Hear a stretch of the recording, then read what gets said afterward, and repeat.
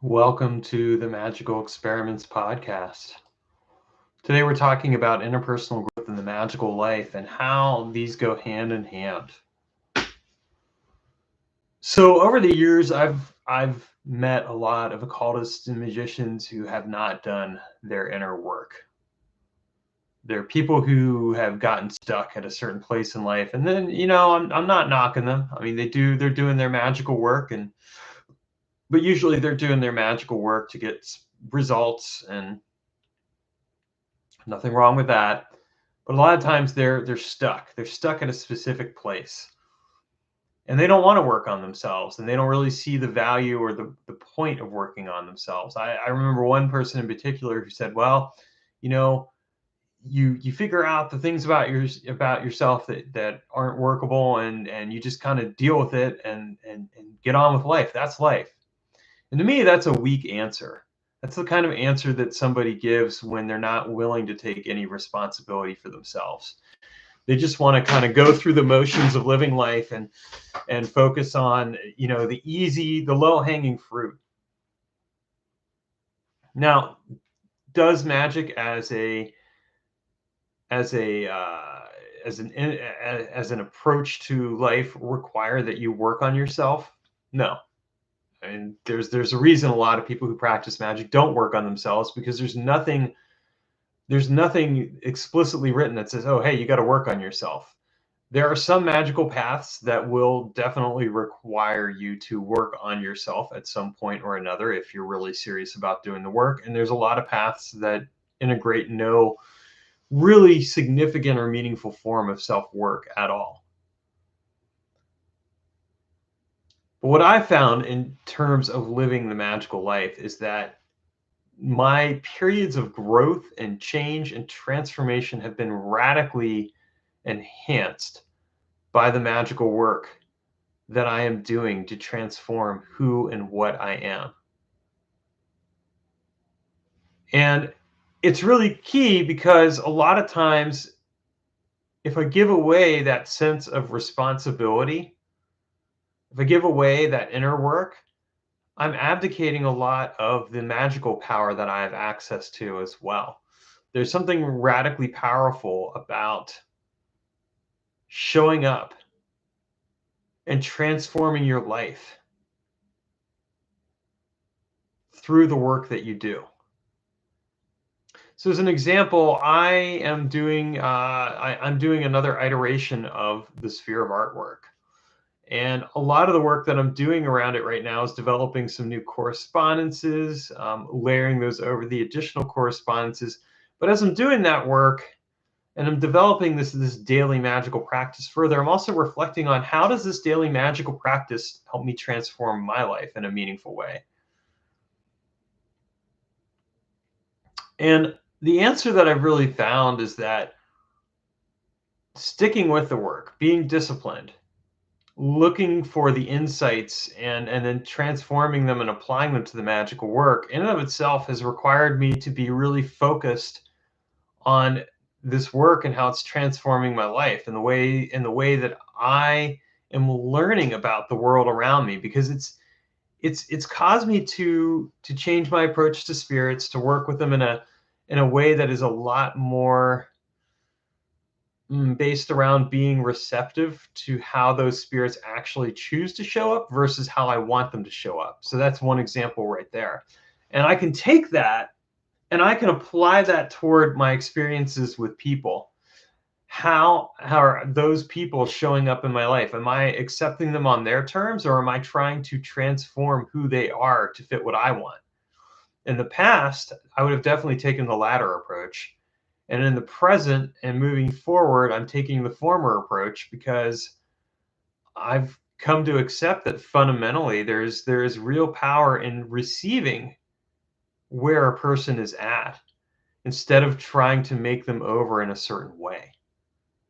So that's an example of inner work that is transforming my magical work and shaping my magical life, because I'm discovering this much more profound approach to magic and spirit work, but also toward people, as a result of doing this work. Brent says rivals challenge people to indirectly promote growth even without intending to do so. Yeah, they definitely do. I mean, there are times where you will have people in your life that are quote unquote rivals. Although I'm going to say, take a step back from that and ask yourself what is making them rivals? Are they rivals because that's how they're choosing to be in relationship to you? Are they rivals because that's how you're perceiving them in relationship to you? Or is it something else altogether? I used to worry about that a bit more. I used to have I guess I would say that if I were to rewind the clock and go back about 6 or 7 years, I would say that I had rivals back then.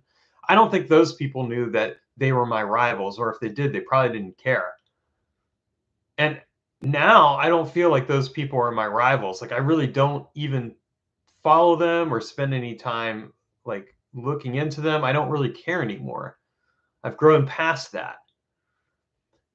And if I were to say in general then in general, like the people that I do connect with, I'm more interested in like how they're growing and what they're doing to change their lives and what I can learn from that and apply to my practice than I am in being their rival. Because what's the point? What does it get me? It doesn't necessarily get me anywhere. Now, with all that said, I think it's a really good point that Brent made, and that sometimes we are inspired by the people that quote unquote become our rivals. So there's that aspect. In my own magical life, what I've really come to recognize is that when I've committed to doing inner work, it's changed my relationship to the magical work that I do. If I were to look at my first 10 years in particular, I did a lot more reactive magic back then. I would have a situation come up and out would come the magical spell book or whatever, and I would do a magical working to try and resolve the situation. And then I would say that 10 years in, I had a shift. I had a realization that like if I continue down this course of my life, I'm gonna have some real problems, and all the magic in the world isn't gonna make that different.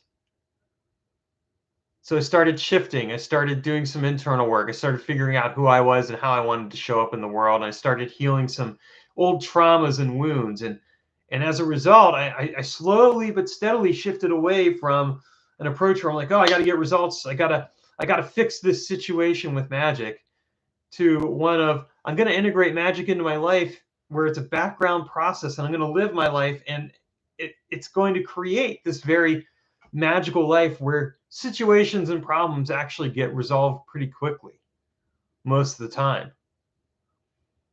And where I start to apply an awareness of myself where I'm like, oh, I'm creating some of this situation. And then I would say in my third decade of magical practice that that again, I've kind of shifted even further toward this approach where I'm like, well, I'm going to approach magic from a place of I'm going to do my magical work, and then I'm going to let go and let the experience happen to me. And I might row a couple times, I might adjust where I'm at, but then I'm going to continue moving on. And again, I found all of that to be a very powerful work that has transformed my life and shaped the way that I think about magic, but also the way I think about life. And I mean, that's really the point. Like when we do our inner work, it should transform who we are. It should challenge us to become different and better people. And if it doesn't, then that's probably an indicator right there that we're missing something in and of ourselves that we need to explore. It'll be interesting to see how the next 10 years of my life and magical life, which will really be my fourth decade of practice, like how that is going to shape things further. 0 to 10, 10 to 20, 20 to 30. I've shared all that with you. And now, I'm really in my fourth decade in a way. When magical manipulation manipulates the magician, is this resulting from the interconnectedness of the world? Well, like, let's put it this way. Like every action has a reaction, right? Like we go to the laws of physics. So like if you're going to put magic out there, At a certain point, you're opening your life up to how that magic is going to show up and transform your life. And it will do it in ways you don't expect. Anyone who's practiced magic long enough will see that. And that's why I think it's actually really important to do this inner work, because if you've worked through your issues, if you've worked through your triggers, if you've done the work on yourself, when you employ magic, it is going to level up your experience so much more as a result. And that's what we want, because you're going to be able to take that situation where maybe things come in and you're going to be able to adjust it and then go out and create a new outcome. And incidentally, you couldn't quite see it, but I was doing a bit of kung fu there. There's this move called glancing palm. It's pretty cool. But it's an example of where the situation has occurred. Like, I've done magic for something, I've gotten a result, but with that result comes consequences. That's the outcome. How do I handle those outcomes? How do I handle those consequences? Well, that's a good question. And part of that is that inner work. If I'm willing to do that inner work, if I'm willing to take responsibility for myself, if I'm willing to change the overall approach and how I show up in the world, this can transform what ends up happening next in our lives. So take a look at your own magical practice and ask yourself, have I been incorporating internal work? And if you have, how is that inner work helping you to shape your magical path? How's it helping you create your life? And yes, there's going to be times when you do this work where you're going to be messier than not. I mean, I remember particularly at the beginning when I did a lot of meditation and I was working through the trauma, it was a lot messier. For a period of time, my life was messier than it had been before. But that's because I was bringing everything out that I'd been keeping in. And because I brought it out and I started to work through it, I was able to gradually bring my life to a better sense of order and cohesion than what I'd found before. And I think that's really significant. Like, magic, if we're going to practice magic, it ought to be to improve our lives.